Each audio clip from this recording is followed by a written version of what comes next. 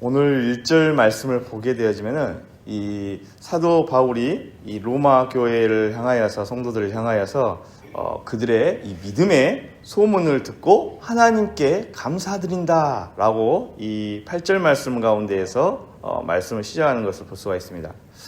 여기서 이제 우리가 중요하게 생각하고 한번 살펴볼 부분들은 예수 그리스도로 말미암아 감사한다라는 이 표현인데요.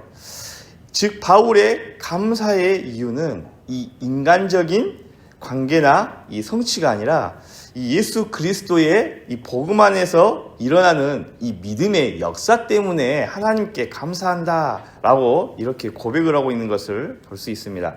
이 로마라는 이 곳이 어느 곳입니까? 로마는 이 당시 세계의 중심이었습니다. 정치, 군사, 문화 할 것 없이 모든 것들에 있어서 아주 발달된 그런 세계의 중심지와 같은 그러한 곳이었습니다. 그런데 이 세계의 중심이라는 이 한복판에서 예수를 믿는 사람들이 생겨나기 시작했다는 것이죠. 세상의 이 중심에 복음이 들어갔다는 것, 그 자체가 이 하나님의 놀라운 계획하심이 있었다는 것에 대한 이 소식을 듣고 이 사도 바울이 감사로서 이 고백을 하면서 오늘 8절 말씀에 시작하는 것을 볼 수가 있습니다. 우리도 마찬가지입니다. 이 세상 속에서 믿음을 지키는 이 한 사람, 한 가정이 바로 이 복음의 증거가 되어지는 것이죠. 하나님은 그러한 믿음을 통해서 세상을 바꾸어 가십니다. 그래서 바울은 이 복음의 역사를 볼 때마다 무엇으로 반응했냐면 하나님 앞에 감사함으로 믿음의 반응을 보였다는 것입니다.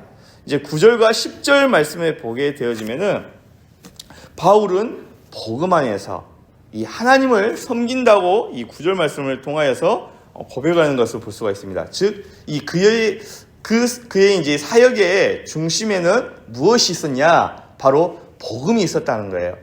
그의 섬김의 동기 또한 그리스도의 복음 때문이었다고 고백하는 것을 볼 수가 있습니다. 그래서 이 로마 교회를 향한 이 사도 바울이 이 기쁜 소식을 듣고 그 로마 교회를 방문하고 싶어하는 이러한 마음의 열정이 불일 듯 일어났다는 것입니다.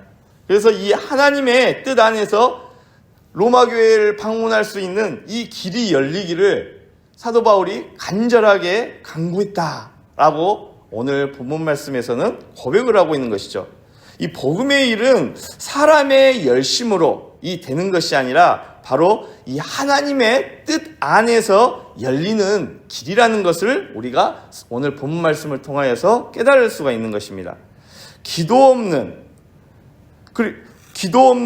복음의 사역은 이 방향을 잃을 수밖에 없습니다. 하지만 기도로 준비되어진 이 사람은 하나님께서 이 길을 열어가시는 것을 믿음의 눈을 통하여서 볼 수 있다는 사실이죠.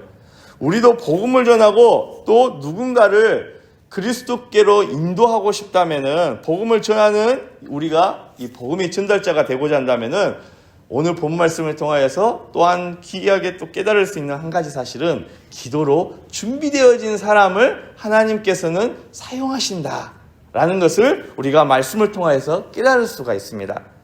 그리고 계속해서 11절과 13절 말씀을 보게 되어지면은 이 바울의 목표는 단순히 이 로마 교회를 방문하는 것에 있지 않았습니다. 무엇이 또한 목적이었냐? 신령한 은사를 나누어 주어서 믿음을 견고하게 하는 것이다 라는 것을 우리가 말씀을 통해서 깨달을 수 있습니다. 여기서 이 은사란 성령께서 주시는 다양한 은혜의 이 선물이잖아요. 곧 믿음을 세우는 능력을 지금 말씀하고 있는 것입니다. 그는 자신이 가진 이 복음의 은혜를 나누고 동시에 로마 교회의 믿음으로 함께 위로를 받기를 원했습니다. 그런데 이 13절 말씀을 보게 되어지면은 이 바울의 바람과 달리 계속해서 자신의 뜻과 생각대로 이 사역의 길이 열리지 않았다는 거예요. 하지만은 우리는 이 성경 말씀 가운데에서 이 바울의 열정이 단순한 감정이 아니라 이 하나님의 뜻을 기다리며 인내했던 믿음의 열정의 사람이었던 것을 우리가 깨달을 수가 있습니다. 복음의 사람은 조급해하지 않습니다. 어느 때를 기다리냐? 바로 이 하나님의 일하심의 때를 기다리는 사람이 바로 하나님의 복음의 사람이라는 사실입니다.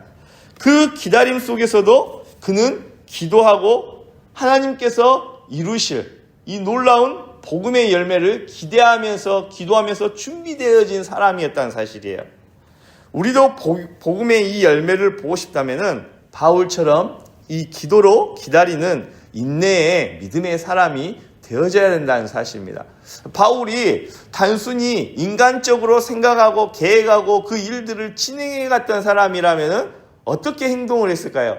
그냥 자신이 계산하는 대로 철저하게 준비하는 대로 하나님 앞에 기도하지 않고 그냥 그 일들을 진행해 갈 수도 있었을 것입니다. 그런데 바울은 자신의 계획대로 움직이는 사람이 아니었습니다. 하나님의 철저하게 일하심의 때를 기다릴 줄 아는 사람이었다는 거예요. 그 기다림의 시간 가운데에서 그냥 허무하게 시간을 보냈던 것이 아니라 기도하며 그 하나님의 때를 간구하며 기다리는 믿음의 사람이었다는 사실이에요. 그게 지금 바로 이 11절과 13절의 말씀이기도 합니다. 14절과 15절 말씀을 보게 되면은 이 14절에서 빚진 자다, 자신은 복음의 빚진 자다라고 표현을 합니다. 빚진 자라는 말은 바울의 이 신앙의 핵심 표현이기도 한데 그는 복음을 거저 받았기 때문에 이제 그 복음을 다른 사람들에게 나누지 않으면 안 되는 이 사명적 빚을 진 사람이라고 고백하는 것을 볼 수가 있습니다. 복음은 나만의 소유물이 아니라는 사실입니다. 반드시 흘러가야 될 은혜다라는 것을 우리가 오늘 본문 말씀을 통하여서 깨달을 수가 있습니다. 고인물은 우리가 흔히 썩는다라고 이야기합니다. 마찬가지입니다. 이 복음이라는 것은 우리가 복음을 듣고 우리가 알고 또 그 복음을 통하여서 예수님을 알게 되고 믿고 되어서 너무 좋다. 우리 안에서 교회 안에서 또 내 자신 안에서 혼자 또 우리 교회 안에서만 누리고 좋아하고 기뻐하고 감사하고 끝나버리는 일이 아니라 이 복된 소식을 흘려보내는 통로로 하나님께서 교회를 사용하시고 또한 우리 각 성도 한 사람 한 사람을 부르시고 사용하신다는 사실을 우리는 깨달아야 된다는 사실을 오늘 말씀을 통해서 알 수 있다는 사실입니다. 그 대상이 누구냐? 헬라인이나 야만인, 또 지혜 있는 자나 어리석은 자 모두다 라고 성경은 말씀합니다. 즉 복음은 어떤 사람에게도 차별 없이 전해져야 된다라는 것에 대해서 우리가 말씀을 통하여서 알 수 있습니다. 지식이 많든 적든 문화가 다르든 같든 모든 사람들이 이 복음을 필요로 한다는 사실입니다. 우리도 바울처럼 이 복음의 빚진 자로 살아가야 됩니다. 직장에서든지 가정에서든지 또한 우리 주변에 만나는 모든 사람들에게 복음을 전할 수 있는 기회가 있다면은 성령님을 의지하여서 우리가 담대하게 하나님께서 정해놓은 그 믿음의 사람들에게 모든 사람들에게 복음을 전할 수 있는 소중한 기회로 삼아야 된다는 사실입니다.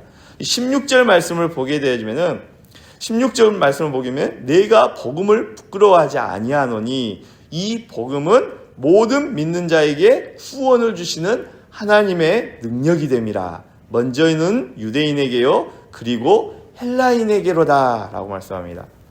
여기서 바울은 복음의 본질을 분명하게 선포하는데요. 복음은 부끄러워하는 것이 아니라 하나님의 능력이다 라고 말씀합니다.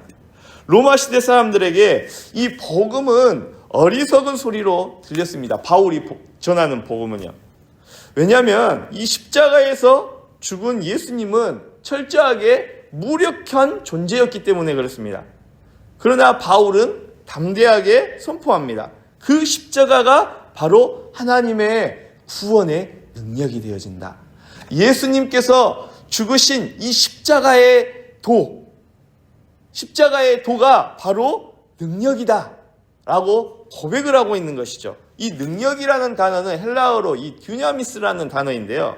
이 폭발적인 힘, 이러한 의미를 가지고 있습니다. 뜻을 가지고 있어요. 복음은 이 사람의 심령을 변화시키고 또 죄인을 새롭게 하고 또 절망하는 자에게 아무런 희망 없는 자에게 소망 없는 자에게 소망을 주시는 하나님의 폭발적인 힘이다. 이러한 의미라는 것입니다. 때문에 복음을 부끄러워하지 않는 사람은 이 세상의 시선을 두려워하지 않습니다. 왜냐? 복음의 능력을 체험한 사람은 도리어 그 복음을 자랑하게 되어지는데, 왜냐하면 이미 이 폭발적인 복음의 능력을 체험한 사람이 바로 성도들이기 때문에 그렇습니다. 여전히 세상은 복음을 부끄러워하는 이러한 추세이고 또한 세상의 모든 풍조는 이러한 풍조이지만은 이미 하나님의 은혜를 또 하나님의 능력을 체험한 자들은 어느 곳을 가든지 복음을 전할 기회를 보고 성령님을 의지하여서 그곳 가운데에서 예수 그리스도 십자가의 도를 전하는 믿음의 사람들이 되어져야 된다는 사실입니다. 계속해서 17절 말씀을 보게 되면은 복음에는 하나님의 의가 나타나서 믿음으로 믿음에 이르게 하다니 기록된 바 오직 의는 믿음으로 말미암아 살리람과 같으니라 라고 말씀합니다. 이 구절은 이 로마서 전체의 주제이자 복음의 핵심입니다. 가장 하나님의 말씀이 모든 말씀이 중요하지만은 특별히 로마서에서 이 말씀이 로마서의 핵심 구절, 즉 요절과 같다는 것이죠. 하나님의 의는 인간이 쌓은 의가 아니라 하나님이 주시는 관계적 의로움을 표현하고 있습니다. 이 죄로 인해서 하나님과 멀어진 인간이 이 예수 그리스도를 믿을 때 하나님께서 그를 의롭다고 인정하신다는 것이죠. 우리가 흔히 이야기하는 이신칭이라고 말씀하잖아요. 이 이신칭이가 바로 지금 여기에서 고백되어지는 것을 볼 수가 있습니다. 이것이 복음입니다. 믿음으로 시작되어지고 또 믿음으로 완성되는 길. 행위가 아니라 믿음으로 살고 율법이 아니라 은혜로 살아가는 인생. 오직 의인은 믿음으로 말미암아 살리라. 이 말씀은 오늘 우리에게도 여전히 살아있는 이 복음의 중심 메시지입니다. 사랑하는 성도 여러분, 우리는 복음으로 인하여서 다시 한 번 더 새 생명을 얻은 하나님의 은혜의 사람이라는 사실을 다시 한 번 더 깨닫고 율법으로 살아가는 자들이 아니라 오직 하나님의 값없이 베풀어 주시는 은혜로 말미암아 살아가는 사람이라는 사실을 다시 한 번 더 기억하시면서 이 새벽에도 하나님 앞에 감사하는 저와 여러분 될 수 있기를 바랍니다. 복음은 세상 앞에서 숨길 것이 아니라 자랑해야 할 하나님의 능력입니다. 세상은 여전히 복음을 비웃지만은 복음은 오늘도 사람을 살리고 세상을 새롭게 만듭니다. 우리가 복음을 자랑할 때에 그 복음은 우리의 가족을 또한 우리의 이웃을 또한 더 나아가서는 세상을 변화시킬 것입니다. 그러므로